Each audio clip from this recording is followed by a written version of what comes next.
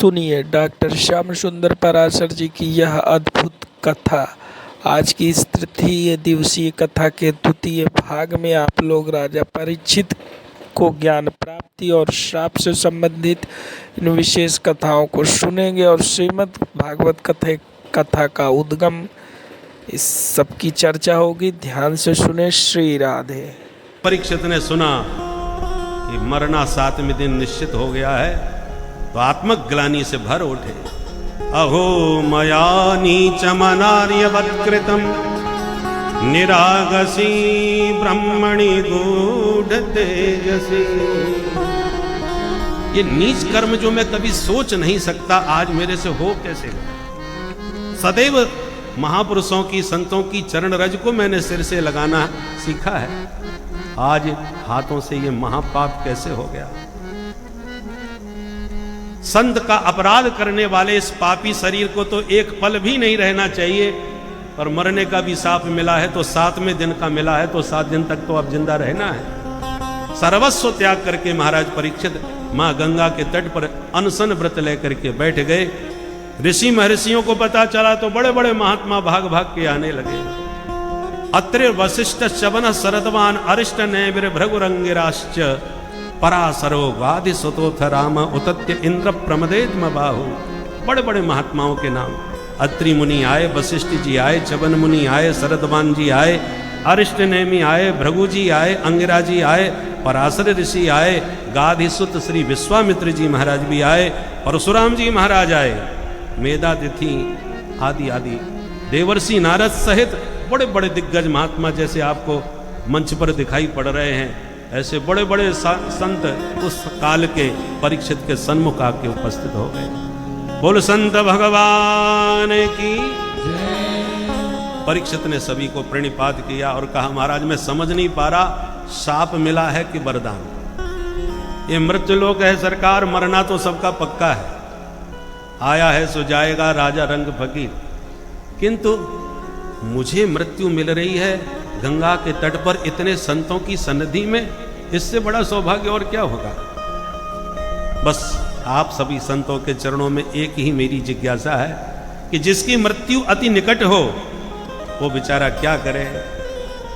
मरणासन्न म्रियमाण मनुष्य का क्या कर्तव्य है, ये चर्चा कर ही रहे थे परीक्षित कि उन्हीं संतों के बीच में अचानक तत्राभवत् भगवान व्यास पुत्रो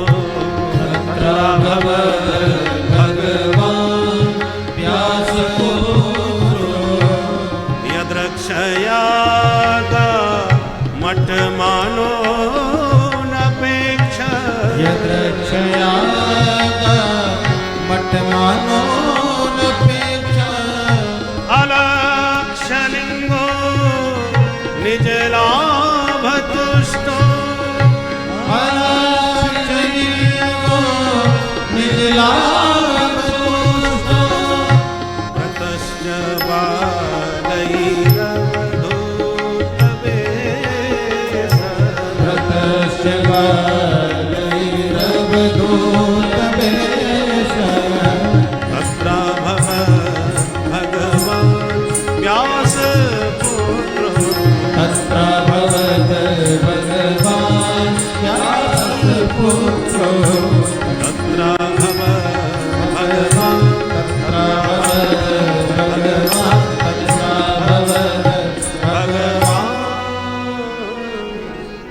तत्र भगवान व्यासपुत्र अभवत। मानो आज भगवान ही व्यासनंदन सुखदेव जी के रूप में कृपा करने के लिए प्रकट हो गए। बोलो सुखदेव भगवान की जय। न जाने के भेष में नारायण मिल जाएं। ठाकुर जी कृपा करने के लिए क्या रूप धारण करके आ जाएं कोई पता नहीं। सेना नायक पर कृपा करने के लिए स्वयं उसका रूप बना करके पहुंच गए राजा की सेवा करने के लिए। अंतर्यामी बन करके स्वयं आ गए त्रिलोचन जी की सेवा करने के लिए। 13 महीने तक रह के सेवा कर ली। तो भगवान को पहचानना बड़ा कठिन है, वो कोई भी रूप बना सकते हैं। तो आज केवल व्यास जी के बेटा नहीं आ रहे, मानो व्यास पुत्र का रूप धारण करके भगवान ही प्रकट होकर के पधारे हैं। तत्राभवत भगवान व्यासपुत्र, भगवान व्यासपुत्र है। कैसे हैं? अलक्षलिंगा, स्त्री पुरुष भेद रहता, नहीं मालूम स्त्री पुरुष कैसे कहते हैं। निज लाभ तुष्ट, अपने निजानंद में सदा मग्न रहते हैं। व्रतश्च बालई ही, छोटी छोटी बालक ने इनके अवधूत अवस्था को देखकर पागल समझ बैठते हैं। पागल आ गया, ताली बजा के शोर मचाते बच्चे पीछे पड़ गए। परंतु सुखदेव जी महाराज इतने सुंदर हैं। दिगंबरम वक्त विकीर्ण केसम, घुंघराली अलकावली जिनके पृष्ठभाग में लहरा रही है। उम्र कितनी है? तम द्वष्टि वर्षम अष्टद्वी वर्षम, 8 दूनी 16। अरे तो सीधा सोडस बोल देते, अष्टद्वी क्यों कहा? बोले षोडशीय बालक में अनेक प्रकार के प्राकृतिक देहजन्य विकार उत्पन्न हो जाते हैं और सुखदेव जी निर्विकार हैं, इसलिए षोडशीय न कह करके अष्टद्वी कह के उम्र बता रहे हैं। उम्र भले ही शरीर की 16 साल की हो गई, पर स्वरूप स्वभाव बिल्कुल 8 वर्ष के बालकों की तरह सर्वथा निष्काम निर्विकार सुखदेव जी का स्वरूप है। यदि हमारे कृष्ण कन्हैया गैया चराते, कौपीन धारण करके सारे वस्त्र अलंकार उतार करके ब्रजरज में लोटपोट होकर के खड़े हो जाएं, तो साक्षात सुखदेव जी का ही स्वरूप प्रकट हो जाएगा। भगवान कृष्ण में और सुखदेव जी के स्वरूप में कोई अंतर नहीं। वो भी सांवले हैं, ये भी सांवले हैं, उनके भी कुटिल कुंतल हैं और इनके भी घुंघराली अलकावलियां हैं, अवस्था भी वही है। इसलिए बिल्कुल कृष्ण कन्हैया जैसी कांति है, इसलिए अनेकानेक सुंदरियां इनके सौंदर्य पर विमुग्ध होकर के इनकी अनुगामिनी बन जाती हैं, इनके पीछे लग जाती हैं। परंतु जैसे ही परमावधूत सुखदेव जी का दूर से दर्शन किया, जितने बड़े बड़े भृगुआदि ऋषि बैठे थे सब उठ करके खड़े हो गए। बोले सुखदेव भगवान की जय। ये सुखदेव जी का व्यक्तित्व है। जैसे राम जी के आने पर सब महात्मा उठ करके खड़े हो गए। जो जनकपुर की अमराई में गए थे जब घूमने के लिए, तो उठे सकल जब रघुपति आए। राम जी को देख करके सब बड़े बड़े महात्मा उठ के खड़े हो गए, जबकि राम जी सबसे छोटे बालक हैं। और व्यक्तित्व इतना अद्भुत आकर्षक है कि देख करके न जाने अपने आप को बैठा हुआ रोक नहीं पाए, बड़े बड़े वयोवृद्ध महात्मा उठ के खड़े हो गए। वैसे सुखदेव जी का व्यक्तित्व इतना अद्भुत था, सब महात्मा उठ के खड़े हो गए। परीक्षित समझ गए कोई असाधारण महापुरुष है। तुरंत आसन दिया, पूजन किया, प्रणिपात किया। जो बालकों की भीड़ थी वो सब घबरा गई। आप उसमें बोले अरे राम राम, जिसको पागल बाबा समझ रहे थे ये तो कोई सिद्ध बाबा निकल पड़े। देखो देखो बड़े बड़े बाबा महात्मा लोग प्रणाम कर रहे हैं, अरे सम्राट इनकी पूजा कर रहे हैं। बच्चे आपस में बोले कहीं उनको ये पता चल गया कि हम इनका उपहास उड़ा रहे थे तो सब काम छोड़ के अपनी पिटाई करेंगे, इसलिए यहाँ से जल्दी भाग लो। तो ततो निवृत्ता ह्यवदा स्त्रियोर्भकाः, अबुध बालक जो थे और जो स्त्रियां थीं वो सब उनका प्रभाव देखते ही पलायन कर गए, सब भाग गए। परीक्षित ने विधिवत पूजन करते हुए कहा, एषां संस्मरणात् पुंसां सद्यः शुध्यन्ति वै गृहा, किं पुनर्दर्शन स्पर्श पाद शौचासनादिभिः।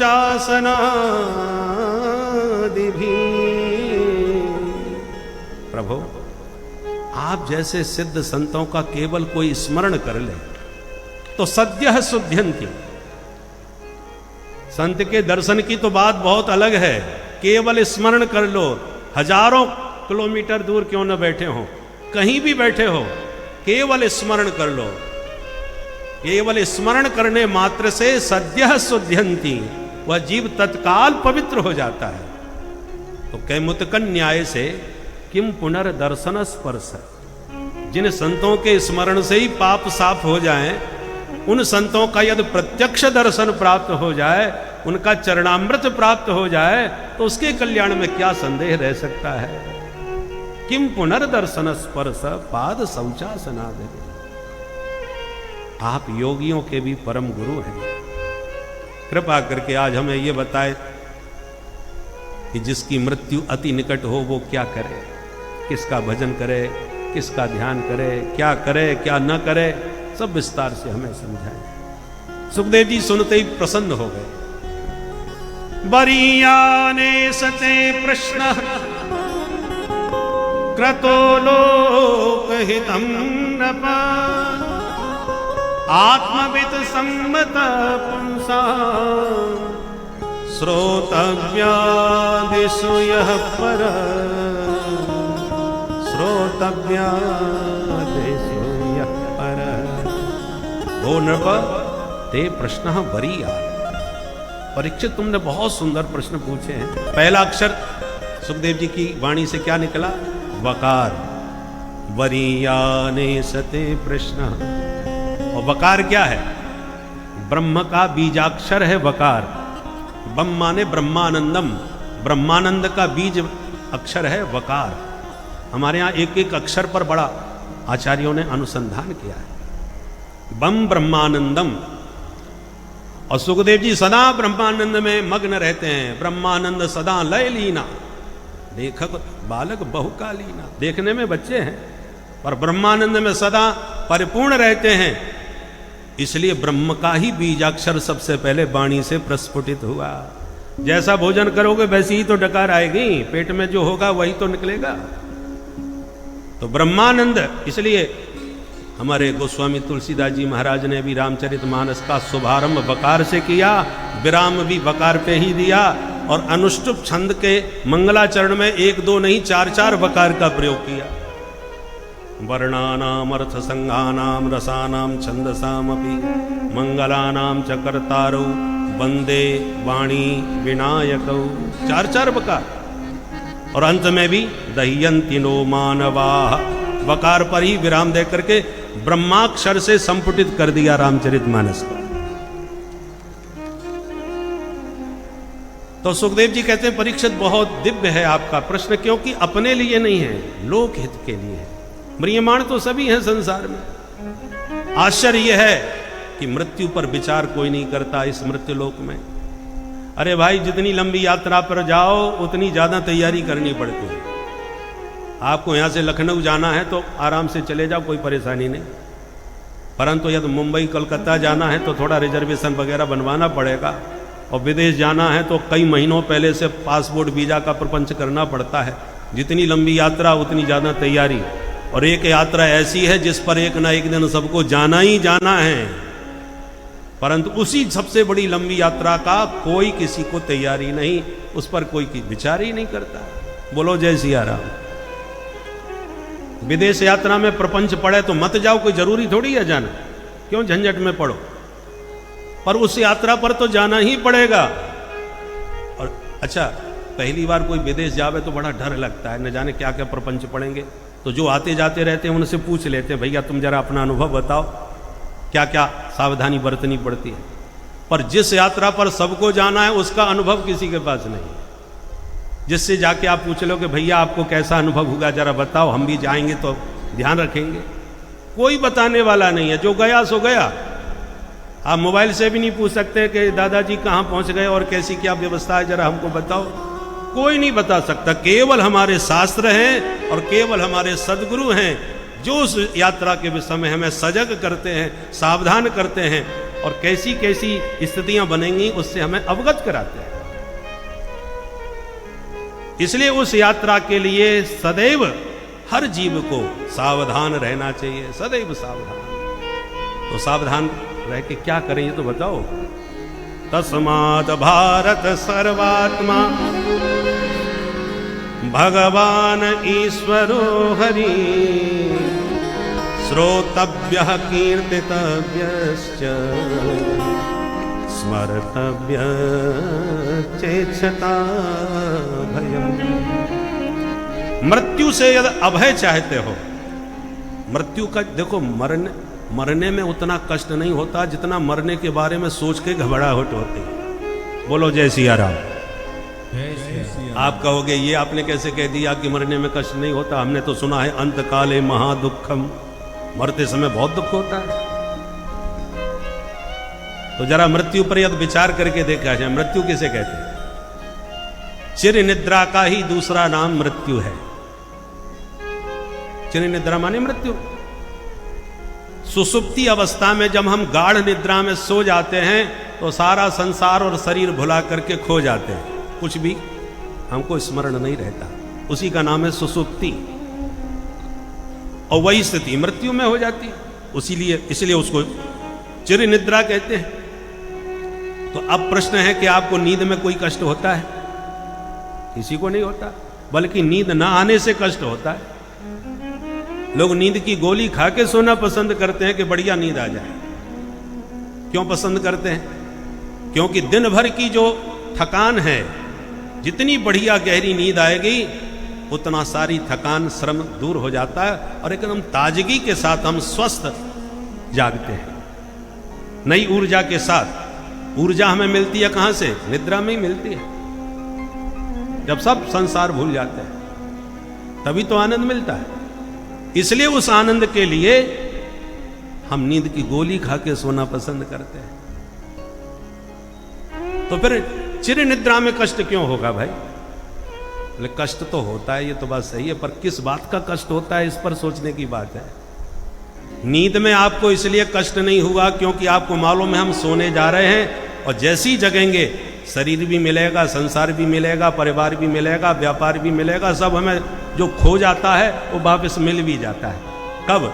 जागने के बाद। और चिर निद्रा में जब आंख बंद होती है तो हमको सब मालूम है, इस जब मौत की नींद सोएंगे तो फिर चाहे जितने जग जाओ, मौत की इस नींद के बाद जब जगोगे तो ना शरीर तुम्हारे पास रहेगा, ना परिवार तुम्हारे पास होगा, ना व्यापार तुम्हारा होगा। कुछ भी जो तुमने जिंदगी भर जुटाया है, कमाया है, उसमें कुछ भी तुम्हारा नहीं रह जाएगा, सब यही छूट जाएगा। बस यही सोच के हमको घबराहट होने लगती है। कितनी मेहनत से, कितना घोटाले करके हमने जो माल कमाया था, और वो एक झटका में आंख बंद करते ही छूट जाएगा। इसलिए मरने का डर नहीं है, छूटने का डर है। इसलिए हमारे ऋषियों ने 4 आश्रम बनाए और संन्यास आश्रम अंत में। बोले तुम्हें जिसे छोड़ना है उसका पहले ही अभ्यास कर लो, और जब पहले ही छोड़ के बैठ जाओगे फिर मरने में कोई कष्ट नहीं होगा।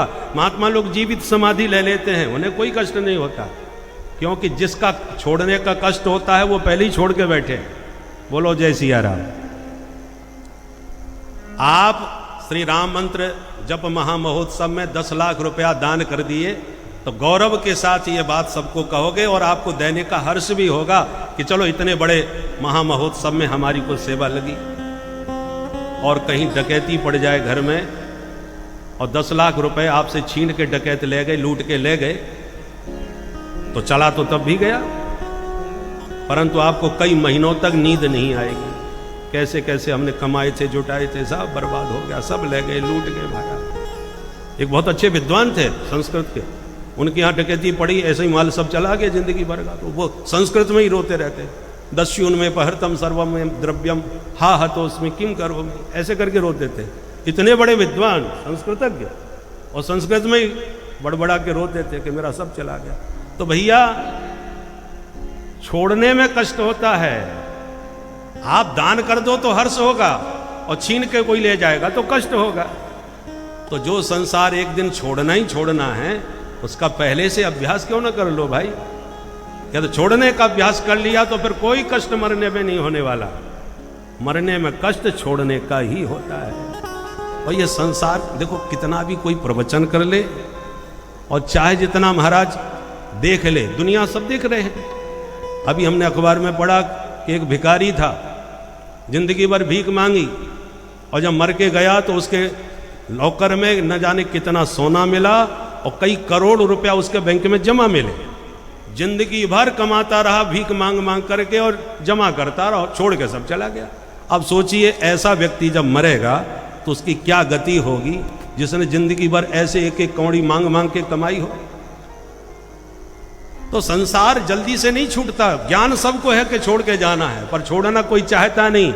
पर वही छोड़ सकता है जिसके ऊपर सरकार की कृपा हो और गोविंद का अनुग्रह हो।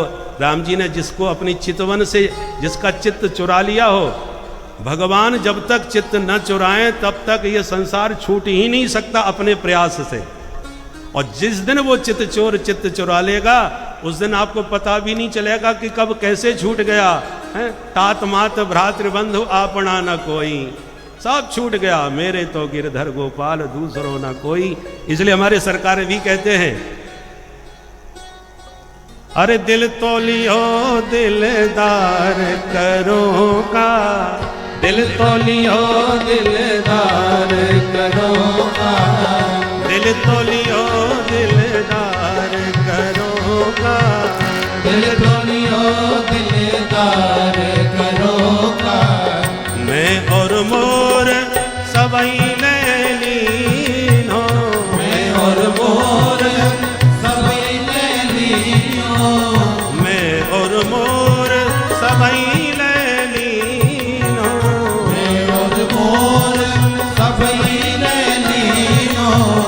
कहाँ गयो घर द्वार करो का, कहाँ गयो घर द्वार करो का, कहाँ गयो घर द्वार करो का, कहाँ गयो घर द्वार करो का। दिल तो लियो दिलदार करो का, दिल तो लियो दिलदार करो का। छूट गए सिगरे संबंधी, छूट गए सिगरे संबंधी, छूट गए सिगरे संबंधी, छूट गए सिगरे संबंधी। कौन पति पुत्र परिवार करो का, पति पुत्र परिवार करो का। दिल तो लियो दिलदार करो का। दिल तो लियो दिलदार करो। जय सिया राम।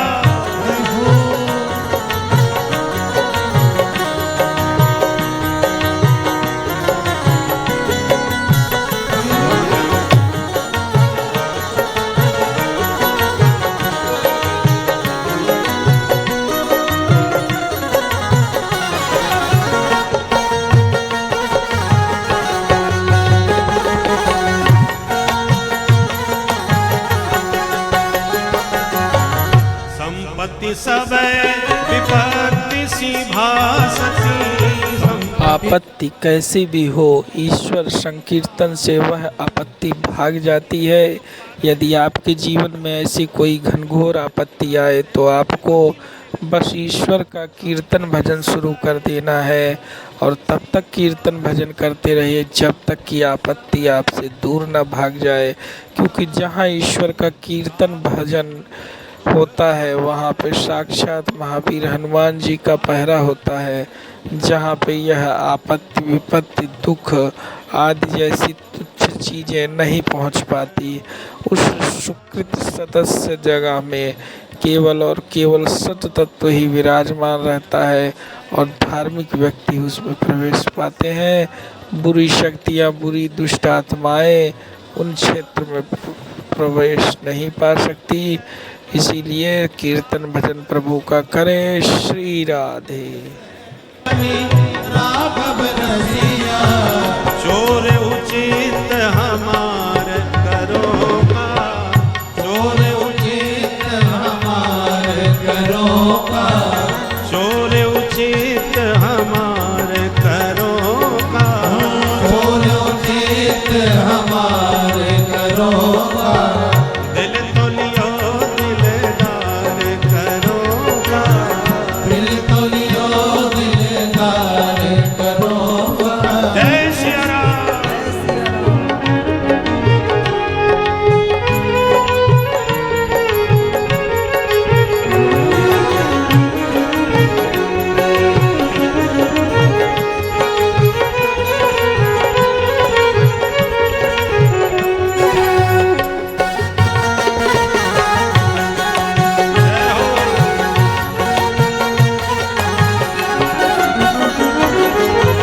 सीता रमण रमावत सब कहूँ, सीता रमण रमावत सब कहूँ। सीता रमण रमावत सब कहूँ। सीता रमण रमावत सब कहूँ। देहि ते राम पुकार करो का, देहि ते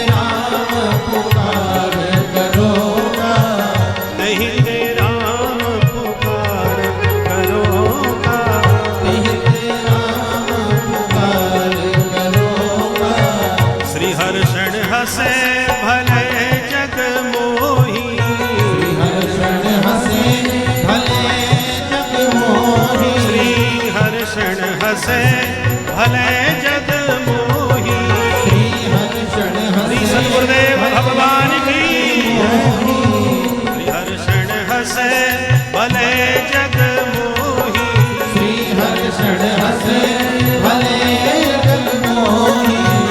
हमरो है रिझवार करो, हमरो है रिझवार करो का, हमरो है रिझवार करो, हमरो है रिझवार करो का, दिल तो लियो दिलदार करो, दिल तो लियो दिलदार करो का, दिल तो लियो दिलदार करो, दिल तो लियो दिलदार करो का। कहाँ गयो घर द्वार करो, कहाँ गयो घर द्वार करो का, पति पुत्र परिवार करो, पति पुत्र परिवार करो का, हमरो है रिझवार करोगा, हमरो है रिझवार करो का, चोर उचित हमार करोगा, और जीत हमार करो का, चोर उचित हमार करोगा, और जीत हमार करो का, दिल तो लियो दिलदार करोगा, दिल तो लियो दिलदार करो का। राम पाहि माम सीताराम पाहि माम, राम पाहि माम सीताराम पाहि माम, राम पाहि माम सीताराम पाहि माम, राम पाहि माम सीताराम पाहि माम, राम पाहि माम सीताराम पाहि माम, राम पाहि माम सीताराम पाहि माम, राम पाहि माम सीताराम पाहि माम, राम पाहि माम सीताराम पाहि माम, राम पाहि माम सीताराम पाहि माम, राम पाहि माम सीताराम पाहि माम, जय जय राम पाहि माम सीताराम पाहि माम, जय राम पाहि माम सीताराम पाहि माम, जय जय राम पाहि माम सीताराम पाहि माम, जय राम पाहि माम सीताराम पाहि माम, राम पाहि माम सीताराम पाहि माम, राम पाहि माम सीताराम पाहि माम, राम पाहि माम सीताराम पाहि माम, राम पाहि माम सीताराम पाहि माम, सीताराम पाहि माम, सीताराम पाहि माम, सीताराम पाहि माम, सीताराम पाहि माम, सीताराम पाहि माम, सीताराम पाहि माम, सीताराम पाहि माम, सीताराम पाहि माम, राम पाहि माम सीताराम पाहि राम पाहि माम सीताराम पाहि माम, राम पाहि माम सीताराम पाहि माम, राम पाहि माम सीताराम पाहि माम, सीताराम पाहि माम, सीताराम पाहि माम, सीताराम पाहि माम, सीताराम पाहि माम, सीताराम पाहि माम, सीताराम पाहि माम, सीताराम पाहि माम, सीताराम पाहि माम,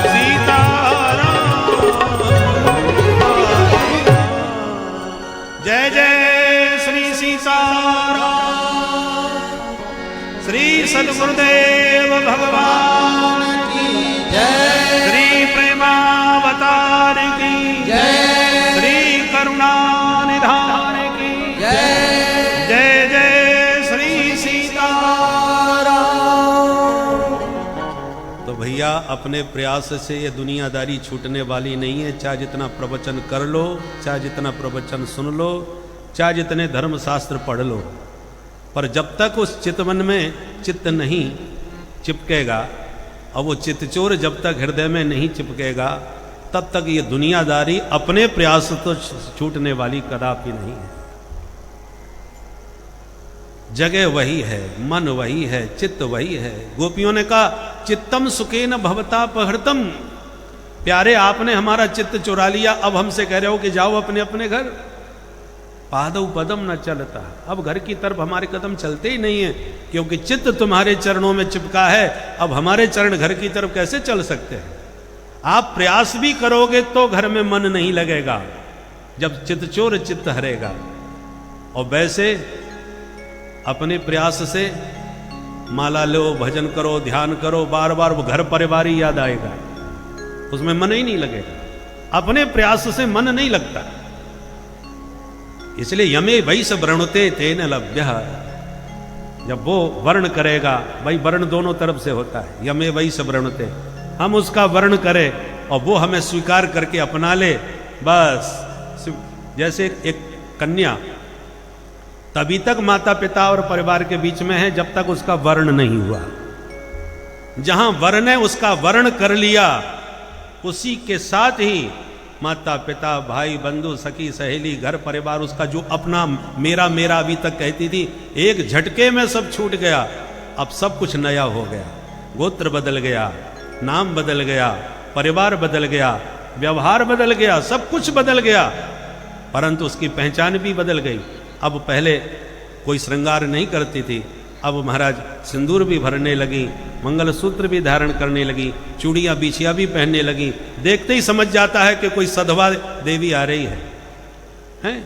उसी प्रकार से जब चित्तचोर चित्त हरते हैं, सदगुरु की कृपा से जब उसका वर्ण होता है तो महाराज गले में कंठी लटक जाती है, माथे पर ऊर्ध्व पुण्य दिखाई पड़ने लगता है। देखते ही दूर से समझ में आता है कोई महाभागवत वैष्णव आ रहा है, ये पहचान होती है।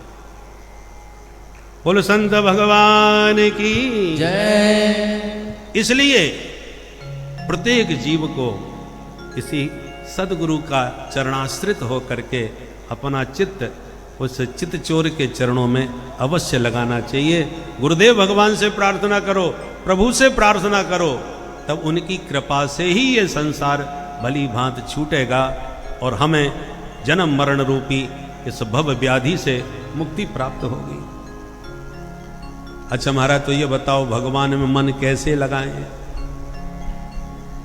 तब सुखदेव जी कहते हैं पहले 4 बातों का अभ्यास करो। जितासनो जितश्वासो जित संगो जितेन्द्रियः स्थूले भगवतो रूपे मनः संधारये धिया।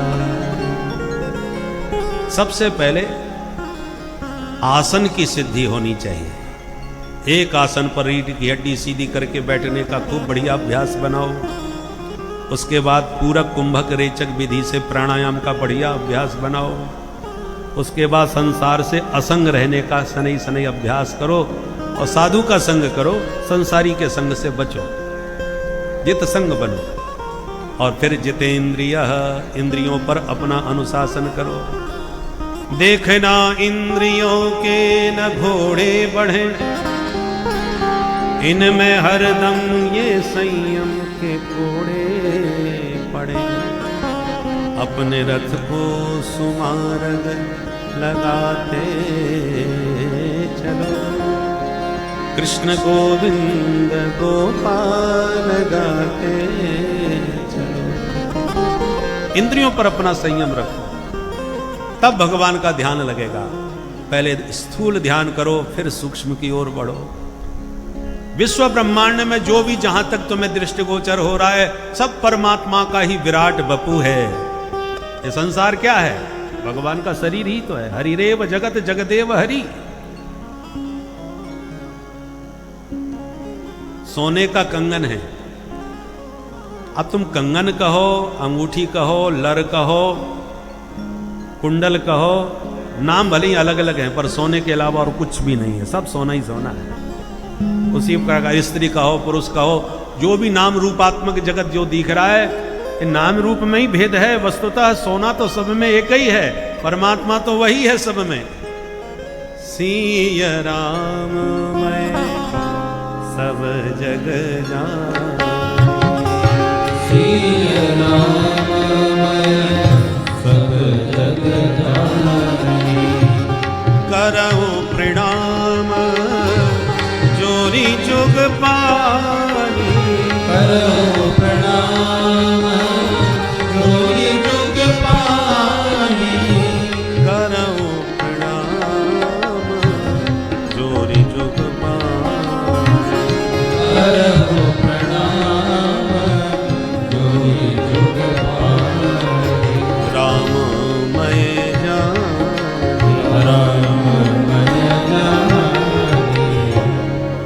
जगत जगन्नाथ का ही विराट बपू है। ये नदी पहाड़ जितने हैं, ये जो हरियाली है, ये भगवान के शरीर की रोमावली है। जितने पर्वत श्रृंखलाएं, ये भगवान की अस्थियां हैं, हड्डियां हैं। जितनी नदियां हैं, ये सब नाड़ियां हैं। जो भी सुंदरता तुम्हारे मन को मोहती है, यही प्रभु की मधुर मुस्कान है, इसी का नाम माया है। ये चारों वर्ण और चारों आश्रम भगवान के 4 अंग हैं। कलरव करते पक्षी उड़ रहे, ये सब भगवान की कारीगरी है। इस प्रकार से प्रकृति में ही प्यारे प्रभु का दर्शन करो। यह है स्थूल ध्यान। फिर अपने भीतर झांको, तब हृदय में भी उसी हरि का दर्शन होने लगेगा। देखो भाई, जीवन में जीने के लिए जितना जरूरी है, वो सारा प्रबंध भगवान ने प्रकृति के द्वारा कर रखा है। आपको भोजनाच्छादने चिंता व्रथाम कुर्वन्ति वैष्णवा। भगवान के भक्त होके भोजन की चिंता करो। वो भक्ति ही कैसा जो भोजन की चिंता करे। भक्त को भजन की चिंता करना चाहिए कि मेरा भजन नहीं हो पा रहा। और आप भजन की चिंता जिस दिन करने लग जाओगे, भोजन की चिंता वो करने लगेंगे, अपने आप व्यवस्था बनाने लगेंगे। एक बार सरकार ने हमको बड़ा सुंदर प्रसंग सुनाया था, हमको स्मरण आ गया। सरकार क्या सुनाया होगा। एक ब्राह्मण थे, बड़े विद्वान भी थे और शास्त्रनिष्ठ थे। सदाचार संपन्न यदि ब्राह्मण है, शास्त्रानुसार उसका आचरण है, तो शुद्ध आचरण ही सनई सनई उसके भीतर वैराग्य पैदा करता है। भगवान की कृपा उसके शुद्ध चित्त में अपने आप होने लगेगी। पहले बाह्य शुद्धि होना चाहिए, आचरण शुद्धि होना चाहिए, शास्त्र सम्मत जीवन जीना प्रारंभ करो। भाई, आनुकूलेन संकल्प, भगवान के अनुकूल चलोगे तो कृपा निश्चित होगी। हम गुरुदेव को खूब माने और गुरुजी की एक न माने तो कैसे कृपा होगी। तो शास्त्र क्या है? भगवान की आज्ञा है। और भगवान की आज्ञा में शास्त्रानुसार आचरण करोगे तो भगवान निश्चित कृपा करेंगे। ब्राह्मण को वैराग्य होने लगा। ब्राह्मणी ने कहा, देखो आपने हमारा पाणी ग्रहण किया है, हमें ऐसे छोड़ के मत जाइए, कम से कम मेरे सहारे के लिए एक संतान तो देते जाओ। तो ब्राह्मण ने कहा, ठीक है, अब तुम नहीं मानती तो एक संतान हो जाएगी, तब चले जाएंगे। वैसे तो पहले ही भाग रहे थे, पत्नी ने दुराग्रह किया तो रुक गए और भगवत कृपा से ब्राह्मणी गर्भवती हुई। समय पा करके एक पुत्र का जन्म हुआ। जैसे ही पुत्र का जन्म हुआ, ब्राह्मण ने कहा, देवी तुम्हारा वचन हमने पूरा किया, पुत्र मिल गया, अब हम चलते हैं। तो पत्नी ने चरण पकड़ लिए, महाराज आपके बिना मेरा भरण पोषण कैसे होगा, हमारे बच्चे को कौन संभालेगा। अब मैं अकेली नहीं हूं, मेरा बच्चा भी है, तो मैं अकेले तो जैसे भी निर्वाह कर लेती, अब बच्चे के साथ कैसे निर्वाह कर पाऊंगी। थोड़ा सा स्वस्थ हो जाए, खाने पीने लग जाए, कुछ पैरों पर खड़ा हो जाए, फिर चले जाइएगा। बोले नहीं, आपने हमें वचन दिया, हमने उसे मान लिया, अब हम एक दिन भी नहीं रुकने वाले। अच्छा ठीक है, तो नहीं तो फिर आप मेरे को साथ में लेके चलो, मैं आपकी सहधर्मिणी हूं, आपके साथ चलूंगी। स्वामी जी बोले, देखो ब्राह्मण ने कहा, मैं जंगल में जाऊंगा, मुझे स्वयं पता नहीं मैं कहां जा रहा हूं, मैं तो भगवान के भरोसे निकल रहा हूं, तुम मेरे साथ कहां परेशान होगी जंगलों में। बोले नहीं स्वामी जी, आप जैसे रखोगे मैं रहूंगी, पर आपके साथ ही चलूंगी। अच्छा, यदि तुम्हारा ऐसा आग्रह है तो ठीक है, चलो, पर एक शर्त पर। क्या? बोले बच्चे को यहीं छोड़ना पड़ेगा। हम और तुम निर्वाह कर लेंगे, पर बच्चे को हम कहां जंगल में लिए फिरेंगे, इसको यहीं छोड़ो।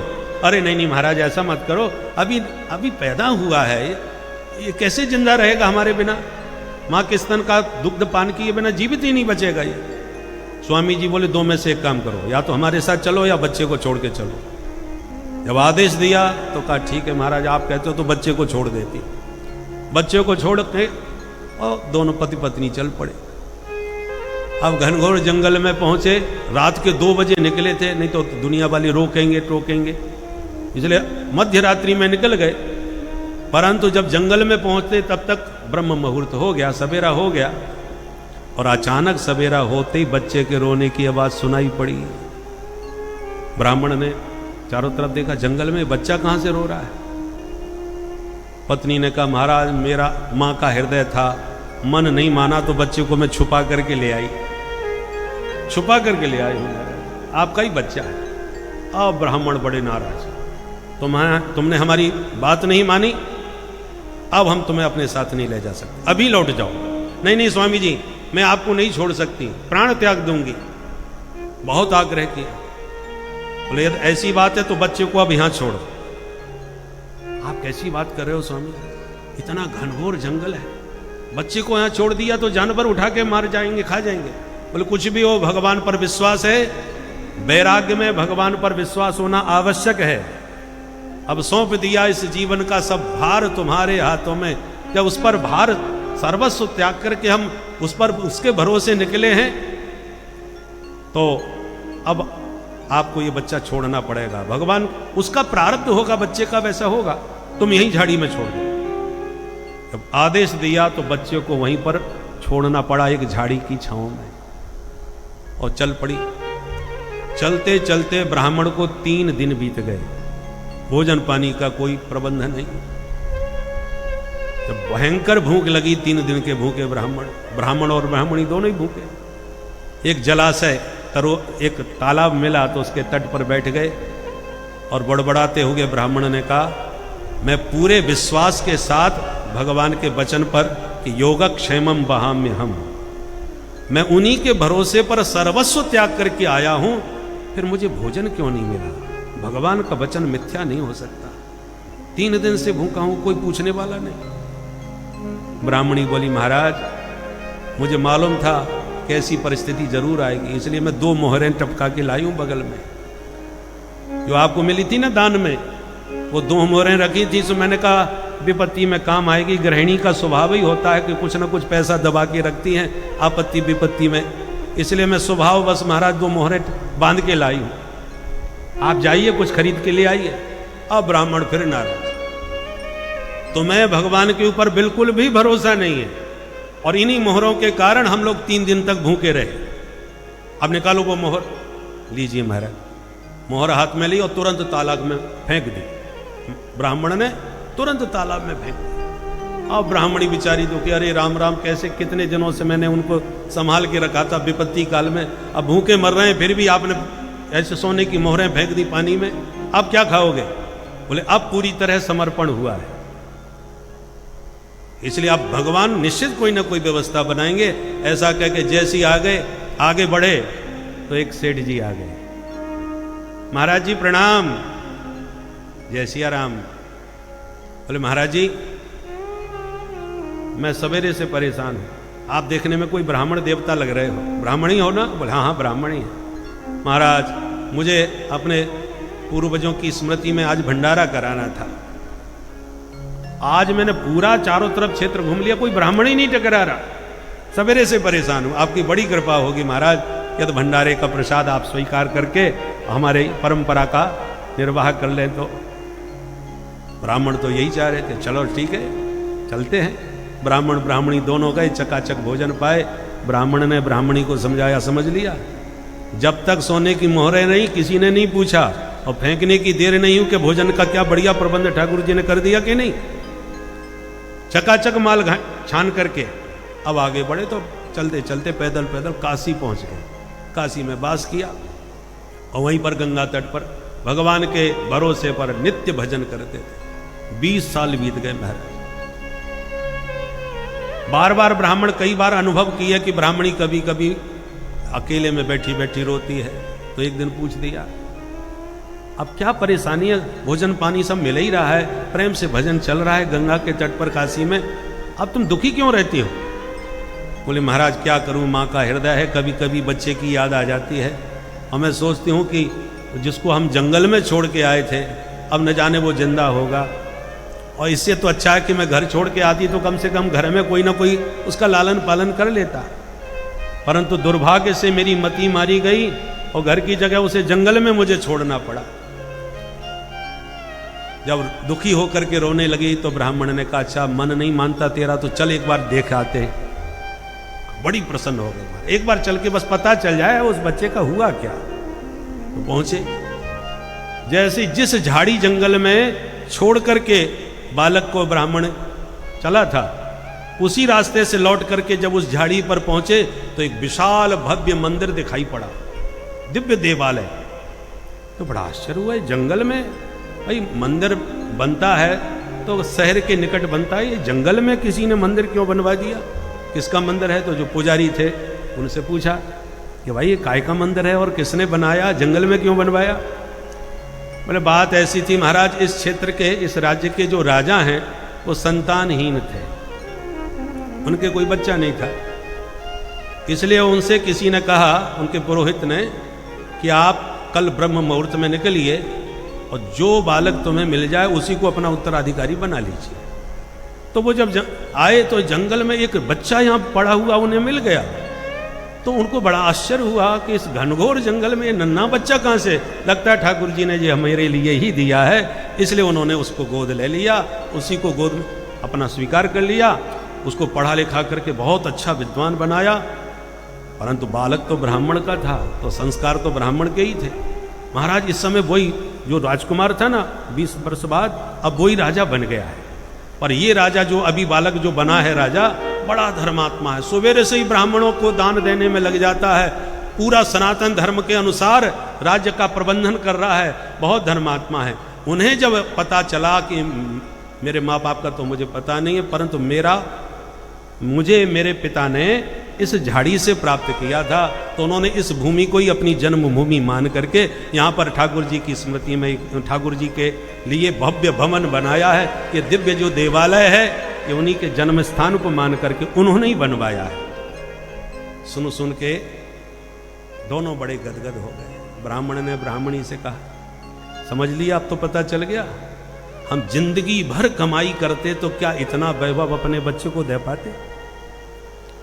इसको कहते हैं प्रारब्ध और इसको कहते हैं भगवान के प्रति विश्वास। ब्राह्मणी ने कहा, महाराज आप जानकारी मिल गई, एक बार देखने का मन और है। तो बोले चलो दिखा भी लाते हैं। तो जो प्रतिदिन राजा का नियम था ब्राह्मणों के दान देने का, उसी ब्राह्मणों की पंक्ति में पति पत्नी भी उपस्थित हो गए। ब्राह्मण देवता तो थे ही।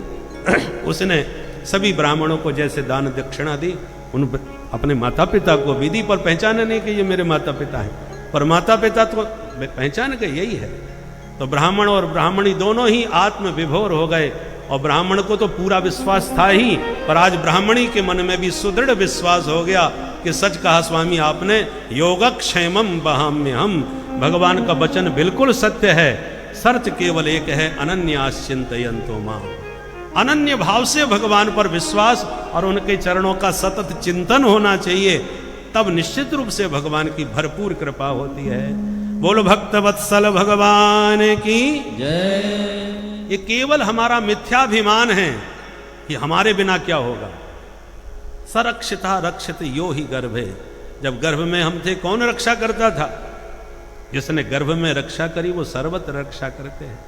चीराणि किम पथि न तंति दसंति भिक्षाम, नैवांघ्रिपा परिवृतः सरितोप्य सुस्यन्, रुद्धा गुहा किमतो वतनोपसन्नान्, कस्मात् भजन्ति कवयो धन दुर्मदान्। इसलिए भगवान ने सारा प्रबंध हमारे लिए कर रखा है। चीराणी किम पथि न संति, कपड़े पहनने हैं तो क्या आप बलकल वस्त्र नहीं पहन सकते? वृक्षों की छाल पहन करके महात्मा लोग रहते थे पहले। परीक्षित ने कहा, महाराज बिना कपड़ों के तो काम चल जाएगा, पर बिना भोजन के काम कैसे चलेगा? तो बोले अंघ्रिपा भिक्षाम न दिशंति, क्या इन वृक्षों ने फलाहार कराना छोड़ दिया है? ये भिक्षा नहीं देते हमें, वृक्षों के फलों को खा करके भिक्षा करो। अरे महाराज पर पानी पीने कहां जाएंगे? बोले सरतोप्य सुस्यन, नदियां सब सूख गई हैं क्या? तुलसी बिरवा बाग के सींचे ते मुरझाएं, पर राम भरोसे जे रहे ते पर्वत पर हरे आए। हम बाग बगीचा जब लगाते हैं तो पेड़ पौधों में न जाने कितना कितना खाद पानी सब लगाते हैं, फिर भी कोई बीमारी कोई परेशानी आ जाती है, मुरझा जाता है। पर इन पहाड़ों पर खाद पानी देने कौन जा रहा है? कौन दवा छिड़कने जा रहा है? बरसात हुई नहीं कि पूरा पहाड़ एकदम हरा भरा हो जाता है। इधर इतना बढ़िया मिट्टी में पौधा नहीं लगा पा रहे हम, वो पत्थरों के ऊपर वृक्ष खड़े हो रहे हैं। कि ठाकुर जी के ऊपर भरोसा तो हो। राम भरोसे जे रहें ते पर्वत पर हरियाए। ठाकुर जी पर जिनको भरोसा है और भगवान के ऊपर ही जो निर्भर हैं, भगवान सब प्रकार से उनका भरण पोषण करते हैं। भव्य भवन बनाने की आवश्यकता नहीं। रुद्धा गुहा, गुफाएं सब भगवान ने काय के लिए बनाई। चित्रकूट में जाके देखो कितनी बढ़िया बढ़िया गुफाएं ठाकुर जी ने एयर कंडीशन बना रखी है। आराम से घुसो, आराम से भजन करो। बोले महाराज उन जंगल की गुफाओं में सांप, बिच्छू, शेर, भालू भी तो घुस सकते हैं, तो वो खा गए तो? बोले कि मजे तो वतनोपसन्नान, क्या उस अजित परमात्मा ने भक्तों की रक्षा के व्रत को त्याग दिया है? न अस्माकं न अवति न रक्षति। क्या भगवान अपने शरणागत की रक्षा नहीं करते? उनकी प्रतिज्ञा का भंग हो गई है। अरे एक बार उनके ऊपर भरोसा करके तुम जाके तो देखो। सब प्रकार से भगवान कहते हैं अभयम सर्वभूतेभ्यो ददामे तद व्रतम मम एतद मम व्रतम। हमारे राम जी ने भी व्रत लिया है और हमारे कन्हैया ने भी व्रत लिया है गोवर्धन लीला में। तस्मात् मच्छरणम गोष्ठम मन्नाथम मत परिग्रहम गोपाए स्वात्म योगेन सोयम में व्रत आहितः। जब इंद्र ने पानी बरसाया और ब्रजवासी कन्हैया की शरण में गए तो भगवान ने यही बात कही, सोयम में व्रत आहितः। मैंने पूर्व अवतार में व्रत लिया था। किस बात का व्रत लिया था आपने? कि मन्नाथम मत परिग्रहम, जो मुझको ही अपना नाथ मानता है, मुझे ही अपना जीवन धन सर्वस्व समझता है, तो गोपाए, मैं सब प्रकार से उसकी रक्षा करूंगा। ये मैंने व्रत रामावतार में लिया था। उस व्रत का स्मरण करके भगवान कृष्ण कन्हैया कहते हैं सोयम में व्रत आहिता, ये मेरा व्रत है, इसलिए मैं इन ब्रजवासियों की रक्षा अवश्य करूंगा। तो हमारे राम जी का भी व्रत है, हमारे श्याम जी का भी रक्षा का व्रत है, तो हमें उनके वचन पर विश्वास रखना चाहिए। कस्मात् भजन्ति कवयो धन दुर्मदान धान। श्री के मद में जो मदान्ध होकर के विचरण कर रहे हैं, ऐसे श्री मदान्धों के ऊपर क्या भरोसा करना, उनका क्यों आश्रय लेना? अरे आशा एक राम जी से, दूजी आशा छोड़ दे। संसार में कभी किसी से आशा मत करो। आशा ही परमम दुखम नैराश्यम परमम सुखम। दत्तात्रेय भगवान कह रहे हैं दुनिया में कभी किसी की आशा मत करना, करना ही है तो राम जी से आशा करो। बोलो जय सिया राम। जय श्री राम। हमारे सरकार के ध्यान में भजन करते करते और श्री राम मंत्रार्थ मंडपम का दृश्य उपस्थित हुआ, और जैसी वह दृश्य उपस्थित हुआ तो सरकार गदगद हो गए। ध्यान में भजन करते करते जो दृश्य दिखा, वो पूज्य श्री महंत जी से सरकार ने कहा भाई बहुत बढ़िया दृश्य हमने देखा है, और यदि राम जी की इच्छा हो तो जैसा देखा है लगता है राम जी प्रेरित करके वह अपने मंत्र की प्रतिष्ठा करना, क्योंकि ठाकुर जी के विग्रहों की प्रतिष्ठा तो बहुत है, हम मंत्र राज की प्रतिष्ठा प्रभु कराना चाहते हैं, इसलिए ये प्रेरित प्रभु ने हमको किया है। तो सरकार की इच्छा हो, ठाकुर जी की इच्छा है, राम जी की इच्छा है तो प्रतिष्ठा हो जाए। बस संकल्प सरकार के हृदय में उठा और महंत जी से निवेदन किया, और जैसा जैसा उनके ध्यान जगत में, भाव जगत में वह दृश्य उपस्थित हुआ, वैसा ही चित्रांकित किया। इंजीनियरों को बुला करके ऐसे ऐसे हमने जो जो देखा वही ज्यों का त्यों उसका पृष्ठ पर अंकित करवाया, और फिर ज्यों का त्यों आज आपके सामने बना करके तैयार हो गए। यदि वो पहले ही कल्पना करते कि भाई ऐसे जो देखा है उसके तो उसमें तो बहुत बड़ा खर्चा होगा, इतना कहाँ से आएगा, पर नहीं, सरकार ने कहा जब राम जी महाराज ने प्रेरित किया है तो व्यवस्था भी वही करेंगे, और निश्चित रूप से ऐसी भव्य दिव्य वह प्रतिष्ठा भी हो गई। क्योंकि भविष्य में न तो कोई मंत्र समझने वाले होंगे, मंत्रार्थ की तो बात ही छोड़ दो, मंत्र का भी ठीक से लोगों को कलिकाल में कलमश से ग्रसित जिनकी बुद्धि होगी, उन्हें न मंत्र का ज्ञान रह जाएगा, न मंत्रार्थ का बोध रह जाएगा। इसलिए लगता है प्रभु ने ये प्रेरित किया है कि इसकी प्रतिष्ठा हो जाए तो इस मंत्र के दर्शन मात्र से जीव कृतार्थ हो जाएंगे। इसलिए यह मंत्र राज की प्रतिष्ठा हुई और विश्व में संभवतः ये पहला ऐसा दिव्य देवालय है जहां मंत्र राज की प्रतिष्ठा हुई है ठाकुर जी। और भगवान तो मंत्र के ही अधीन होते हैं ना। मननात् त्रायतेति मंत्र, जिसका निरंतर मनन करने से जीव का त्राण हो जाए, कल्याण हो जाए, उसका नाम मंत्र है। बोलो भक्त वत्सल भगवान की जय। इसलिए सुखदेव जी भी कहते हैं कस्मात् भजंती कवयो धन दुर्मदान धान। श्रीमदानों का आश्रय कभी मत लेना। अरे दाता एक राम, भिखारी सारी दुनिया। दुनिया में सब भिखारी हैं। मंदिर के भीतर बड़े बड़े भिखारी मांगने जाते हैं, छोटे मोटे भिखारी दरवाजे पर खड़े मांगते रहते हैं। भिखारी तो दोनों ही हैं। तो जब भिखारी ही बनना है तो दुनिया वालों का भिखारी क्यों बने भाई? वो जो परम सबका दाता है उसके सामने मांगो। बहुत अद्भुत वैराग्य का उपदेश सुखदेव जी ने दिया है। परीक्षित ने जब पूछा कि भगवान ने यह संसार कैसे बनाया, तब सुखदेव जी को याद आया। कथा प्रारंभ हो गई और मंगलाचरण अभी तक नहीं हुआ, तो अब सुखदेव जी मंगलाचरण करते हैं।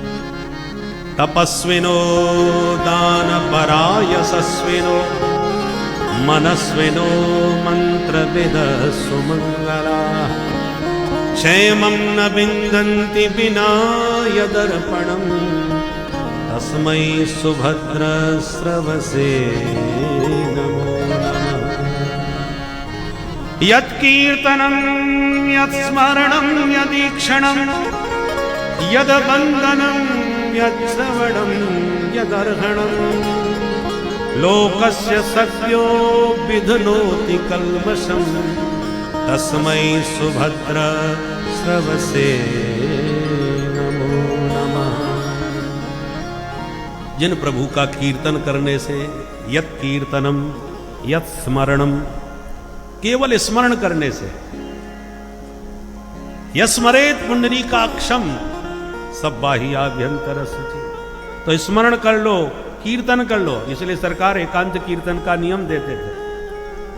मंत्र मंत्रार्थ, उसके बाद एकांत कीर्तन, निरंतर कीर्तन करो। श्री राम शरणम मम, खूब कीर्तन करो।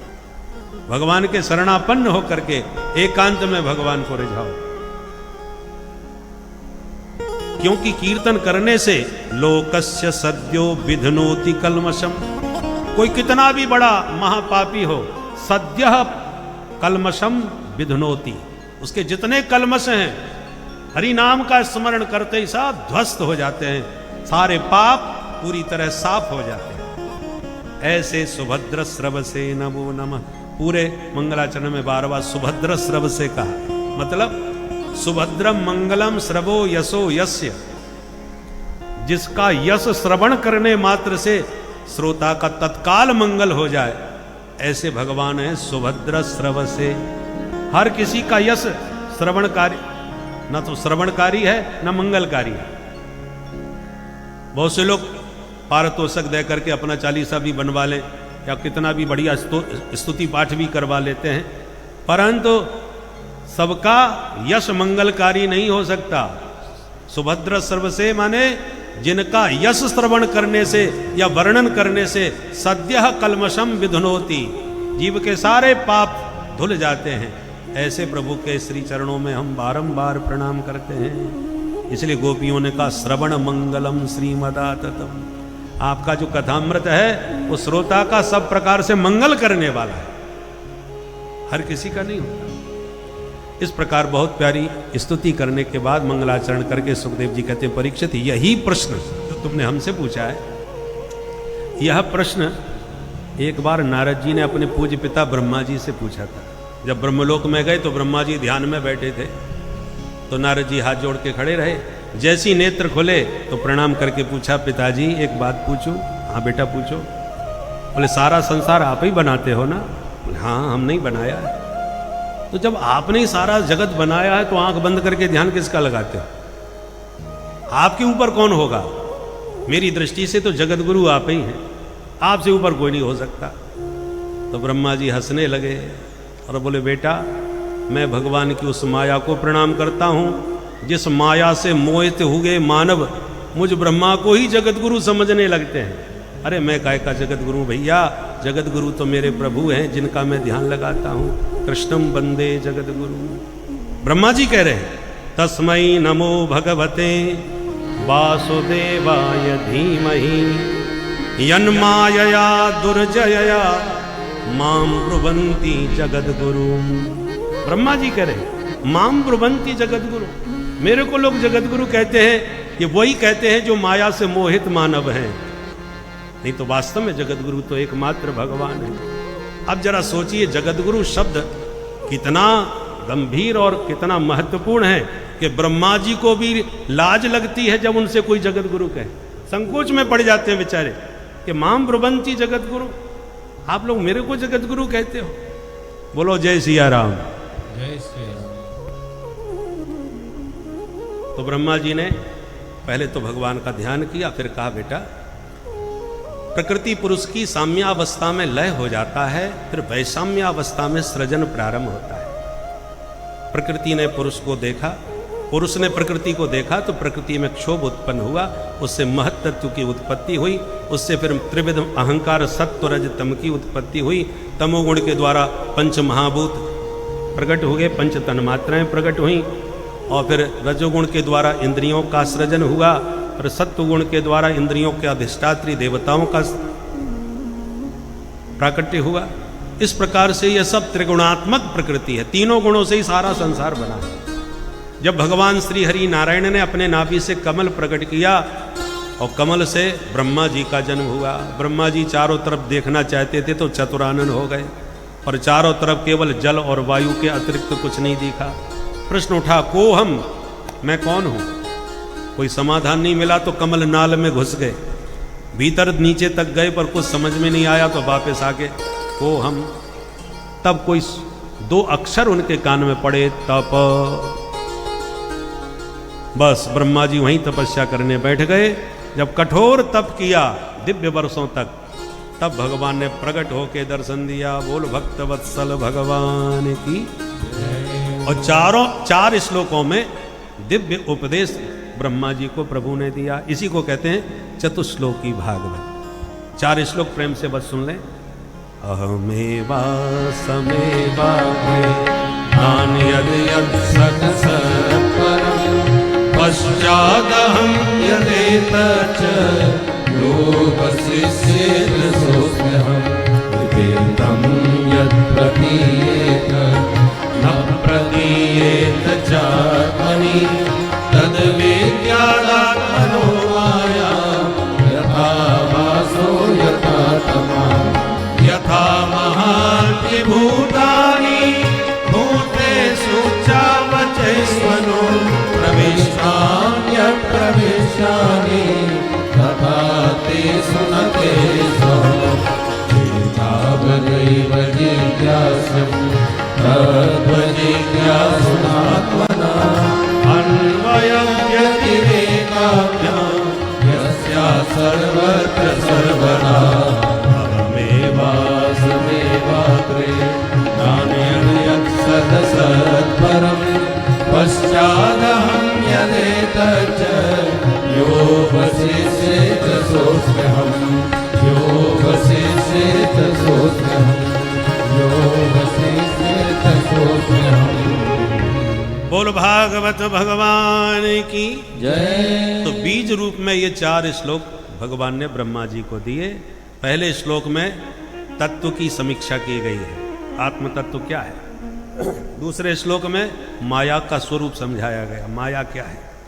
तीसरे श्लोक में जगत का स्वरूप समझाया गया है, और चौथे श्लोक में कहा कि यही जिज्ञास्य है। जिज्ञासा माने जानने की इच्छा। इन्हीं तीनों को जानने की इच्छा जीव के मन में होना चाहिए। जीवस्य तत्व जिज्ञासा। इस प्रकार चतुश्लोकी भागवत का उपदेश दिया। इसके 10 लक्षण बतलाए। सर्ग विसर्ग स्थान पोषण ऊति मनमंत्र कथा ईशानु कथा निरोध मुक्ति और आश्रय। तृतीय स्कंद से 12 स्कंध पर्यंत ये इसका वर्णन किया गया है इन लक्षणों का। तृतीय स्कंद में सर्ग का वर्णन है। सर्ग माने सृष्टि, सृष्टि का बहुत विस्तार से वर्णन है। सबसे पहले परम भागवत विदुर जी का चरित्र है। विदुर जी धर्म के अवतार हैं और पांडवों में धर्मराज युधिष्ठिर हैं, दोनों ही धर्म के अवतार हैं। और आश्चर्य की बात, पांडवों की पार्टी में धर्म युधिष्ठिर, कौरवों की पार्टी में धर्म विदुर, दोनों पक्षों में धर्म है। फिर कौरव क्यों मारे गए, क्यों हार गए? क्योंकि दोनों में अंतर है। पांडव पक्ष के धर्मराज जो कहते हैं सभी पांडव एक स्वर में उसका आदर करते हैं, मानते हैं और तदनुसार चलते हैं। पर कौरवों की पार्टी में जो धर्म है विदुर के रूप में, उसकी कोई नहीं मानता। विदुर जी ने कितना समझाया धृतराष्ट्र को कि अपने बेटे के मुंह में राष्ट्र को संकट में मत डालो, परंतु नाम ही था धृतराष्ट्र। राष्ट्र नहीं छोड़ूंगा, मैं बनूंगा या मेरा बनेगा, मेरा बेटा भले ही पप्पू है पर पीएम तो उसी को बना के रहूंगा। बोलो राधे राधे। राधे राधे। यह है धृतराष्ट्र का अंधा मोह। इसलिए विदुर जी ने बहुत स्पष्ट समझाया। पर जब दुर्योधन ने बेइज्जती कर दी, कये न मत्रोपजुहाव जिह्मम दास्या सुतम यद बलनैव पुष्टः, हमारे टुकड़ों पर पलने वाला ये दासी पुत्र हमको समझाएगा, हमको उपदेश देगा। दासी पुत्र कह के विदुर जी का अपमान किया। तब विदुर जी समझ गए अब हमारी यहां आवश्यकता नहीं, इस पार्टी का अब कोई भविष्य सुरक्षित नहीं है। त्याग दिया विदुर जी ने कि तुम हमको क्या त्यागोगे, हम तुम्हें छोड़ के जा रहे हैं। सनिर्गतः कौरव पुण्य लब्धः, विदुर जी नहीं निकले, कौरवों का सारा पुण्य विदुर के रूप में चला गया। और जब धर्म चला गया तो अब कौरव पूरी तरह से धर्म निरपेक्ष हो गए। और धर्म निरपेक्ष पार्टी की जो दुर्दशा होनी चाहिए वही कौरवों की हुई और आज भी वही हो रही है। बोलो जय सिया राम। इसलिए यतो धर्मस्ततो जयः, आप धर्म की रक्षा करेंगे तो धर्म आपकी रक्षा करेगा।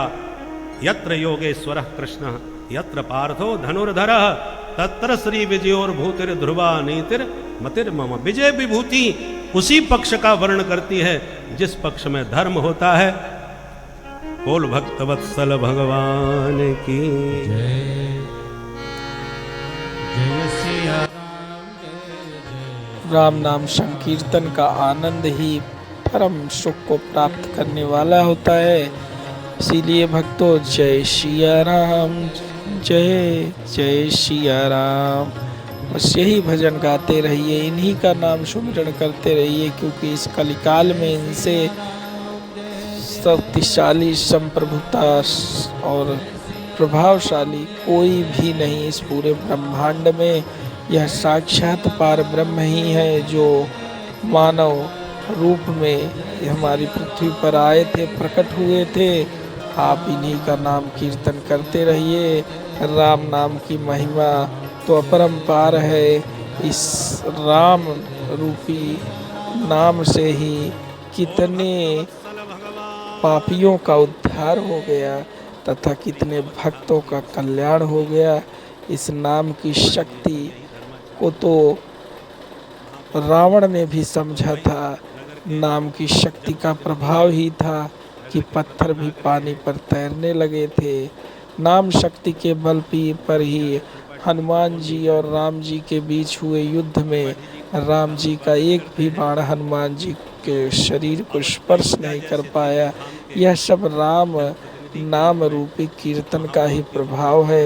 एक क्षण भी समय न गवाते हुए केवल प्रभु श्री राम नाम के संकीर्तन को करते रहे।